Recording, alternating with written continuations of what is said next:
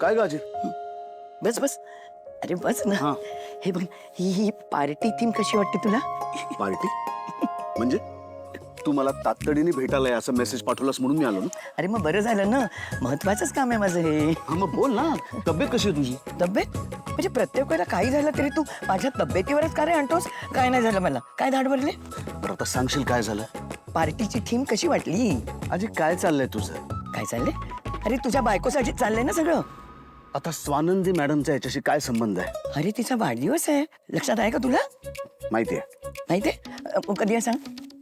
हे याच महिन्यात कधीतरी. याच महिन्यात कधीतरी? हा. अरे गडवा, उद्या आहे. उद्या कसा असेल पण? कसा असेल काय आहे? कसा असेल आहे बरं आहे मग. बरं काय म्हणजे आता तुमची चांगली मैत्री झाली ना? हा म्हणजे तशी झाली. एक मिनिट, तुला कसं काय कळलं? मला सगळं कळतं. म्हणजे तू जरी सांगितलं नाहीस ना तरी अशी घारी सारखी नजर ठेवून असते मी तुमच्यावर. या घरात ना काही प्रायव्हसी उरली नाहीये मला. झाली आता आमची मैत्री.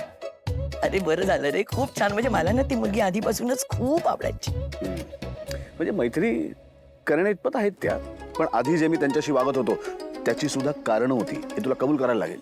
अरे पण तिची आई जसं वागते ना त्याच्यामध्ये आता स्वानंदीचा काय दोष? मान्य आहे मला, बरोबर आहे तुझं.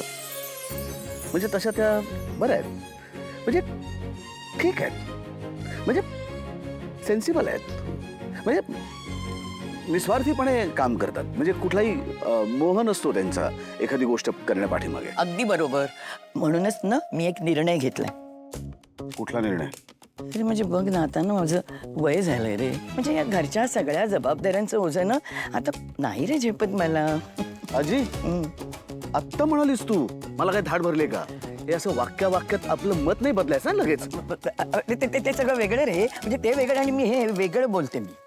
मी स्वानंदीसाठी ना सुवर्ण प्रदान सोहळा करण्याचं ठरवलंय. हे काय आता? अरे नावातच आहे की म्हणजे आपल्या घराण्याचे जे सगळे दागिने आहेत ना, आणि खास करून तो राणीहार, हिऱ्यांचा राणीहार, तो ना मोठ्या सुनेला द्यायची रीत आहे आपल्याकडे. लग्नानंतर पहिल्या वर्षीच्या वाढदिवसाला हे करायचं असतं. नाही तू विचार केला असशीलच या सगळ्याचा, पण हे सगळं करण्याची तू घाई करतेस असं नाही वाटत तुला? मला नाही वाटत तसं.